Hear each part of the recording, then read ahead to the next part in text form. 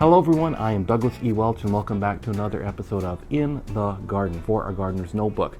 For more information on A Gardener's Notebook as well as everything else that I do, you can visit douglasewelch.com. Well, today we're talking seed starting and seed gathering, actually.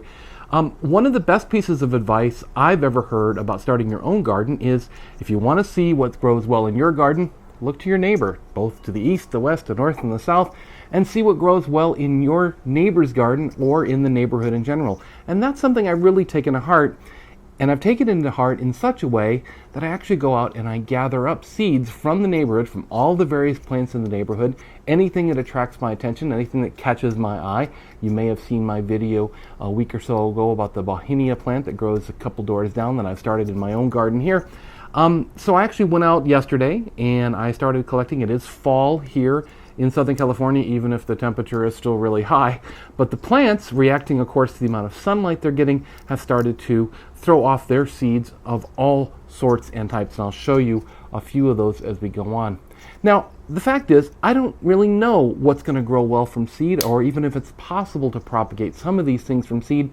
But I'm using it as a little bit of an experiment on my own part, just to try out my own skills at propagation, and it goes together with all the cuttings I've been taking and all the other things I've been trying to grow from seed. I figured I'll gather the plant up, and if I can identify it, hopefully I'll actually look it up on the internet and see what I need to do to get it to germinate here in my own garden, and see if perhaps I can start it in pots first of all, and then maybe even move it into the garden proper. So we've gone out and gathered all these seeds. Let me show you a few of the things I found right here in my own neighborhood. Well, here you can see the little tray I've been keeping all of my seeds in. I've sort of been watching them for signs of opening up. Now this is an unidentified pine cone. It's a long, very long needle, kind of a weeping habit pine that I have here in the backyard. I'm not exactly sure what it is, but I saw these, and you can see how tightly this has been sealed, but you can see it's also starting to open up here. So as this cone opens up, there'll be seeds down inside. And I actually have an example of another. This is a Monterey pine cone, which I also have in the garden here, several of them, and this one's fully open. And what I've been doing, sometimes you'll see the squirrels have actually kind of gnawed them off like a bit like a corn on the cob when you look at them like that, and they're digging for the seeds down inside each of these little scales, they call them here. What I do with these is I just take them and I knock them on the table, and typically, oh, it's partially in one there. There we go. So there you can see we actually get one of the little seedlings, if I can get it in the camera there, little seedlings right out there. It's got a little wing, almost like a little maple leaf, so it would spiral away from the tree itself, and then the seed at the very end. And I just go around and just knock these out and see what I get coming out of them. Usually I get quite a few seeds. Now, I got very lucky a few years ago, and I had one of these seeds simply germinate in a pot, and I thought, oh my goodness, this is going to be great. I'll have the beginnings of my living Christmas tree, which is what I'd really like to do with one of these. And of course the squirrels dug it up as soon as it came up about 2 or 3 inches high. So I really want to try again. Now what I'm going to do this time though is pine seedlings typically want to be stratified, which all that means is they want a period of chilling and moist chilling at that. So I'm going to put these in a little Ziploc bag with a little compost, a little soil, put them in the fridge for 30 days or so, just to see if I can increase the rate of germination and have more luck at getting some more pine trees out of this. So that's some of the pine cones. You see I have a whole box here next to me of pine cones that I've been just gathering up in the garden. We get quite a few, and I believe that one, this one here is actually a pine cone from our redwood tree. Now I've been told that it's very, very difficult to germinate redwood seedlings. We'll see. If this cone opens up, I may gather some of the seeds, which are, despite the huge size of the redwood, are very, very tiny seeds. I may try and gather a few up and just try, but I don't put much hope in those, unfortunately. But I have a whole box here, and I'll just work my way through them, banging them out on the desktop or into a box, and end up with as many of these little seedlings as I can possibly get. Now, what else do we have in our box here? Well, first off, one of the bigger seedlings we have are these acorns. This is, I believe, a valley oak, and it was throwing off quite a variety of acorns, and these look nice and healthy. They're nice and robust in size, so I'm hoping that perhaps we can get some of these valley oaks growing. I don't have need for that many oak trees here in the garden, but again, if I can give them away to neighbors or to other people who might like to use them, grow them in their own garden, well, that's certainly a nice thing to have. So I've got, let's see, 5 or 6 of these acorns. Here's one actually still with the cap on the top, where it hangs from the tree. You can sort of tell that they're mature is when the caps come off easily, when they come off easily from the tree itself. That tells you that the acorns are mature. Oh, let's see here. Going from big to small again. We've got a few more of these acorns here. Let's look at these. Now, these are the seed pods for a liquid amber tree. And they look very, very big, but actually the seeds for the liquid amber are very, very tiny. If you look down in the bottom here, you can kind of see what almost looks like sand. These are the inner structures of these pods that dry out and then release the seeds. The seeds are these, let's see if I can pick one up on the end of my finger here. Oh, come here. They are so tiny, it's ridiculous. I'm going to wet my finger a little bit so I can pick them up. You might be able to see there on the end of my finger, there's a little black, long black seedling right there. Knocked it off again. These are the actual seeds of liquid amber. Now I've been told that they also need stratification, so I'm going to do the same thing with those. I'm going to gather those up, separate them from this, what I call this sand or this dust from the structures of the seed pods, and also chill stratify them, just like the pine seeds. Moving on, we have a little more easily visible seed here. These are magnolia seeds from the magnolia tree. And I'll lay in some footage here. I actually took some footage out when I gathered these actual seeds out and about. They're bright colors. And you have the huge white magnolia grandiflora flowers, and then they produce kind of a cone-shaped structure of all these red seeds which shine out from the tree. So they were very easy to see and very easy to gather. Again, these look nice and mature. I need to research more of the magnolia, though, to see how you actually grow magnolia from seed. I have done no research at all into it, but I figured I'd gather it, and then we'd figure out what we can find out and give it a try. Moving to, let's see, a little smaller seeds here. You can kind of see them here, and I'll pick them up in my hand. These are little black, actually I have two different types of black seedlings here. Some are kind of almost triangular shaped and rather hard, and then others are more flat and kind of light. Let's see if I can get them in the camera here. There we go. Let's move that out of the way for a second. So in this case, you have two kind of black seedlings. Some are kind of almost triangular and slightly flattened cone, and then this one up here at the top is flat and rather papery.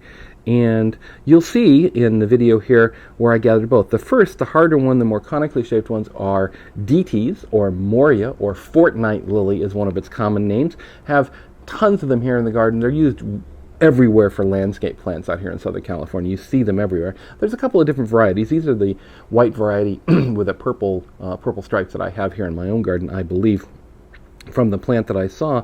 And they, as I found out here in my own garden, germinate very, very easily. So I'm actually going to put these up in pots and grow them on, just as an attempt to add some more green to our rather brown garden right now, especially with our long-running drought here in Southern California.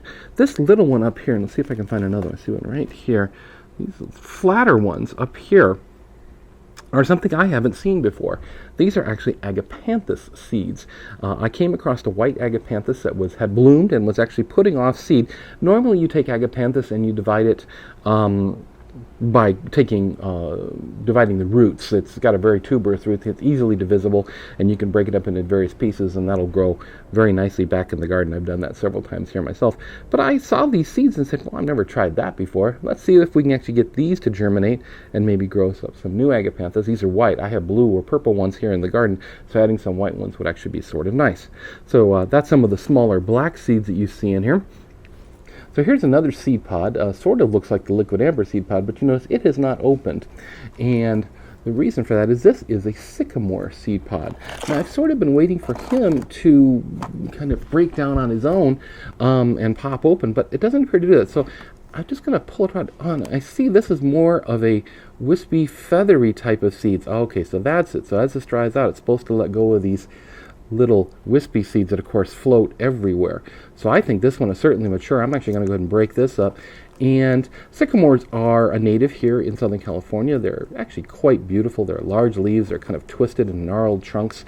Out here in Southern California, you can find water up in the hillsides by looking for the sycamores, because of course they require much more water than any of our other native trees, and they always congregate along washes and stream beds and stuff like that. So it looks like just tons and tons and tons of seed here. So I've never tried to do this one before. I've never actually gathered the sycamore seed pod before, but it'll be interesting to take a look and lay that out in a tray and see if I can get some of these to germinate as well. Sycamores are often given away in sapling form as regular street trees and yard trees. We have a variety of programs here in Southern California to offer up free trees to people who want to add them to their gardens and their street side verges as a way of keeping air conditioning costs down by providing shade and stuff like that. So it'd be interesting if I can get some of these growing. There's certainly tons and tons of seed here as far as I can tell. Of each one of these, you can sort of feel for it. Yeah, at the end of each one of these little wispy ones is a hard seed that you can feel. And so each one of those could conceivably be a plant. Oh, here's a new one too. Here, I should have some in here, but I actually don't see them, so I must have misplaced those. But these are, I'm going to set that aside. These are the seeds from a crepe myrtle. And again, crepe myrtle is a widely used tree here in Southern California for landscape and landscape design. It comes in a variety of colors, including purple, white. The one I have here is kind of a pinkish variety in the back garden. These I found along the way on my walk. You can see, kind of maybe see, these are not yet open. They're not yet dry enough. But when they open up, they split into quadrants and pop their seeds out. Here is one just about ready to do that. You can see where it's starting to divide up. It's starting to open up slightly. And that's what all of them are going to do eventually. Is they're going to just pop open and release their seeds. I'll probably go ahead and crack these myself and see what seeds I can get out of them directly. Just, oh, right there. Oh, see if I can get that. Oh, and there actually, you can sort of see it right there in the, there we go. And that's a crepe myrtle seed there. And perhaps we can get some of those growing as well. So that's what I've been doing in my neighborhood lately, gathering up all the seeds that I've shown you here, and I'll be going through these and kind of separating stuff out and planting it up in a variety of trays and pots and stuff and see what I can get to germinate. This is a great activity for us here in Southern California in the winter months when it's cooler, because simply the plants have a better likelihood of getting started, because right now our heat is still pretty high and it actually can burn off seedlings very, very quickly. I actually have an umbrella over my potting bench at this point of year just to protect some of the cuttings and seedlings that I have there now. It's also a great activity for us here in the winter months when hopefully our rains arrive and we can't be out in the garden as much as we might like. Now for you, if you're in a more temperate zone, you could be gathering up seeds now here at the end of the year. You could be doing your chilling or letting them chill naturally out in a cold frame or something like that, and then have them all ready to plant up in the spring. Well, I hope this has intrigued you to go out into your own neighborhood, look for the seeds that are starting to pop out, gather some of those up, and perhaps grow some of those plants in your very own garden. I consider it a bit of sharing the wealth around my neighborhood. I don't often go out and take cuttings off people's plants without asking, but for me, seeds are fair game, especially when they're lying on the street side or on the sidewalk itself. I'd love to hear what's happening in your garden, especially if you're starting to gather seed and grow stuff on your own. Send it along as comments on the website, comments on the YouTube video, wherever it's most convenient for you. For more information, you can always visit douglasewelch.com. There you'll find links to a gardener's notebook as well as everything else that I do, including Technology IQ, career opportunities, careers in new media, my word, my own personal blog, and much, much more. Until next time, I hope your garden is treating you well at the end of this season. Until next time, keep on gathering seed, keep on planting stuff up, and keep on digging.